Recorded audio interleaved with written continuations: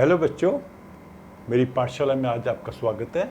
आज हम science chapter 7, ये नई बुक में जो चैप्टर है उसका नंबर है chapter 7, reaching the age of adolescence. इसको थोड़ा से समझेंगे। कैसे समझेंगे? इसके कीवर्ड्स को समझ के। अगर आप कीवर्ड समझ लेंगे अच्छे से तो आपको चैप्टर समझने में बिल्कुल दिक्कत नहीं आएगी। तो हम क्या करते हैं कि पहले हम दो वर्ड्स को समझ लेते हैं, adolescence and adolescent. Adolescence and adolescent अगर हिंदी में हम कहें तो इनका अर्थ हो जाएगा किशोर अवस्था।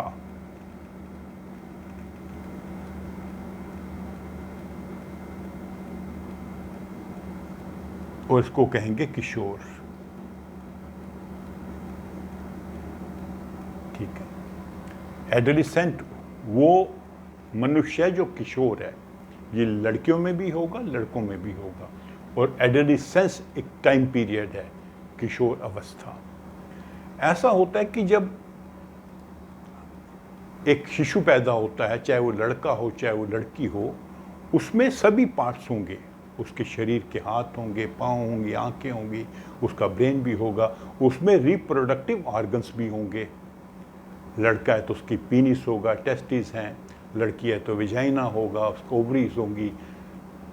तो लेकिन जैसे एक बच्चा जो है, पाँव होते हैं लेकिन चल नहीं पाता, उसको चलने सीखना पड़ता है, उसमें समय लगता है। ठीक है। उसकी ज़बान होती है लेकिन वो बोल नहीं पाता, उसको बोलना सीखना पड़ता है। ऐसे ही जो शिशु में रिप्रोडक्टिव ऑर्गन्स होते हैं वो अभी मैच्योर नहीं होते, मतलब कोई बच्चा रिप्रोड्यूस नहीं कर सकता। फिर एक स्टेज आती है जब उसका बचपन ख़त्म हो जाता है, चाइल्डहुड ख़त्म हो जाता है। ये जनरली हम मानते हैं 11 साल। ये ऐसा नहीं कि हर बच्चे में 11 साल होगा, किसी में 10 साल हो सकता है, किसी में 12 हो सकता है, किसी में 13 हो सकता है। और ये लगभग चलता है 19 ईयर्स तक। 19 के बाद में वो एडल्ट हो जाता है, वयस्क एडल्ट।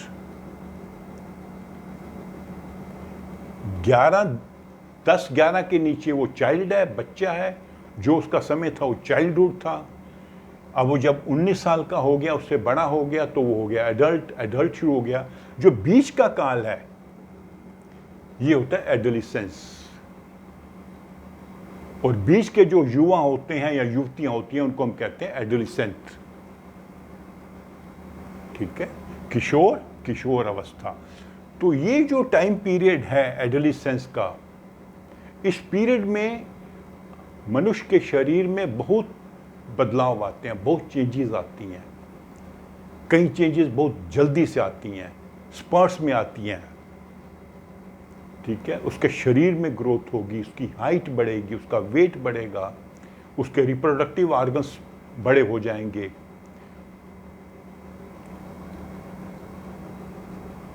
और उसको थोड़ा सा एक इमोशनल, मानसिक लेवल पे भी, भावनात्मक लेवल पे भी चीज़ों को समझने में, हैंडल करने में नई एक परिभाषाएं मिलती हैं। कई बार उसे समझ नहीं आता कि वो बच्चा है कि वो अडल्ट है, वो कैसे डिसीजन लेना चाहता है। तो दुनिया को समझना, उसमें जो चेंजेस आ रहे हैं, रिप्रोडक्टिव उसका जो मैच्योरिटी हो रही है, उसको संभलना, उसको समझना, उसके साथ कैसे निर्वाह करना, ये सब चीज़ें उसे सीखनी पड़ती हैं। तो ये वो पीरियड होता है जो बड़ा एक बच्चे की ग्रोथ में या एक वयस्क, एक मनुष्य की ग्रोथ में बड़ा इम्पॉर्टेंट फेज होता है। जब वो फिजिकली भी ग्रो करता है, उसकी रिप्रोडक्टिव मैच्योरिटी भी होती है, और दुनिया को समझने में, दुनिया से डील करने में, डिसीजन मेकिंग में भी वो थोड़ा सा मैच्योर होता है। तो ये सारा पीरियड होता है 11 से 19। और इसको हम टीनेज भी कहते हैं। हालांकि टीन 13 से शुरू होता है, 13 को हम 13 कहते हैं। फिर 14, 15, 16, 17, 18, 19, तो ये 3 लगा हुआ है हर वर्ड के साथ। 13, 14, 15, ऐसे चलते चलते 19। तो ये टीन एज भी कहते हैं इनको, जो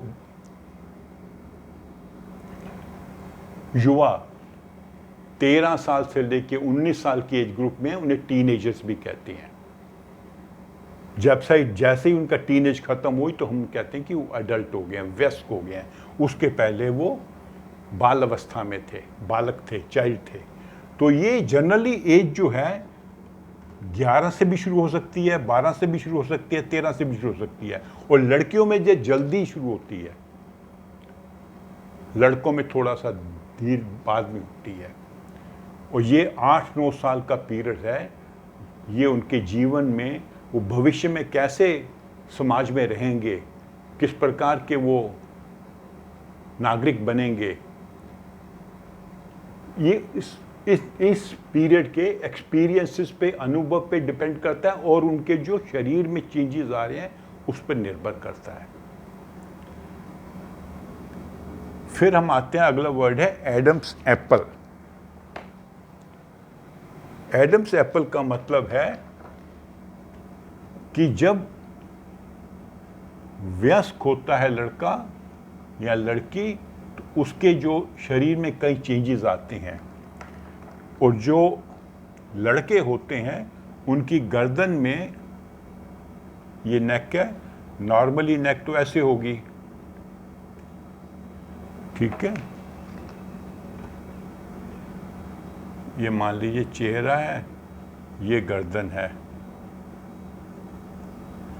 तो जब वो इस एज में पहुंचता है तो उसका जो वॉइस बॉक्स होता है वो बड़ा होने लगता है, और यहाँ पर एक थोड़ा सा से प्रोट्रूजन बन जाता है लड़कों में।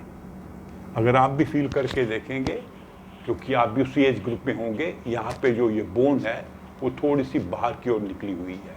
तो ये जो बेसिकली हमारा जो वॉइस बॉक्स है वो बड़ा हो रहा है। तो इसमें जो ये बाहर जो निकल आता है, प्रोजेक्शन सी बन जाती है, उस प्रोजेक्शन को कहते हैं एडम्स एप्पल। ये लड़कों में निशानी है कि अब वो युवा हो रहे हैं। छोटे बच्चों में नहीं होगा, लड़कियों में भी नहीं होता। तो एडम्स एप्पल क्या है? ये जो प्रोजेक्शन है हमारे वॉइस बॉक्स में, जिसको हम फील भी कर सकते हैं। ओके, एहसास का थोड़ी सी प्रोजेक्शन होती है हमारे नेक में। फिर अगला जो वर्ड हमने समझना है वो एड्रेनालिन है। एड्रेनालिन, एड्रेनालिन एक केमिकल है, हार्मोन। हार्मोन क्या होते हैं? केमिकल्स होते हैं जो हमारे शरीर में ग्लैंड्स होते हैं, जिन्हें एंडोक्राइन ग्लैंड्स कहते हैं, उनसे निकलते हैं। तो हमारा शरीर जो बेसिकली एक बहुत ही कॉम्प्लेक्स एक किस्म की लैब है, केमिस्ट्री की लैब है। इसके अंदर हर समय कई प्रकार के केमिकल रिएक्शंस होते रहते हैं।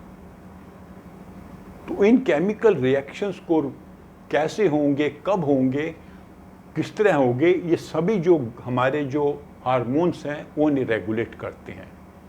तो एक ग्लैंड होता है एड्रेनल, ADRENAL, एड्रेनल।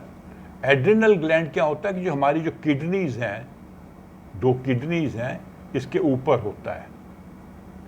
और यहाँ से जो हार्मोन या केमिकल निकल के ब्लड में चले जाते हैं, सीधा ब्लड में जाते हैं, वो हमें, जब हम एक्साइटेड हों या डरे हुए हों, तो उस समय हमारे शरीर की रिक्वायरमेंट्स डिफरेंट हो जाती हैं। मान लीजिए हमें भागना है तो हमारे शरीर को ज़्यादा एनर्जी चाहिए, तो क्या होगा, ये जो एड्रिनल हार्मोन है वो ऐसे करेगा कि ब्लड उन एरियाज में ज़्यादा जाएगा जिन एरियाज को भागने में थोड़ा प्रयास करना पड़ेगा। एयर की सप्लाई को भी वहाँ भेजेगा, क्योंकि भागने के लिए हमें एनर्जी चाहिए। डर के हम भाग रहे हैं किसी सिचुएशन से, ठीक है, या झगड़ा हो रहा है, फाइट कर रहे हैं, तो हमें ज़्यादा एनर्जी चाहिए। तो जिन जिन अंगों में, जिन जिन शरीर के पार्ट्स में ज़्यादा एनर्जी चाहिए, वहाँ ब्लड सप्लाई बढ़ जाएगी। वहाँ की एयर सप्लाई बढ़ जाएगी, ऑक्सीजन की सप्लाई बढ़ जाएगी। ठीक है, तो ये सब जो है एक केमिकल है एड्रेनल, जो कि एड्रेनलिन जो निकलता है एक ग्लैंड से, उस ग्लैंड का नाम है एड्रेनल ग्लैंड।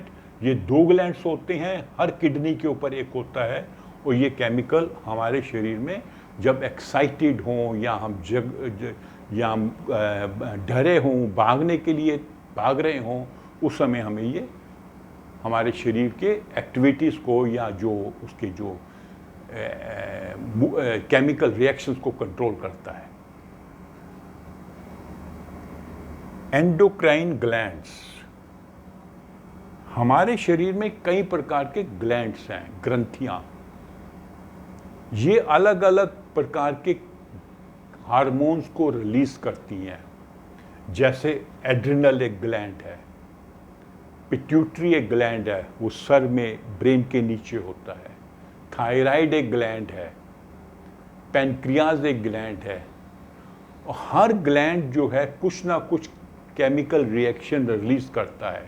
वो कब होंगे, कैसे होंगे, ये पूरा एक जैसे केमिस्ट्री की लैब है अंदर, हर समय चीज़ नहीं होगी। इंसुलिन जो होता है हमारे ब्लड में शुगर, जो ब्लड में शुगर है उसको रेगुलेट करता है।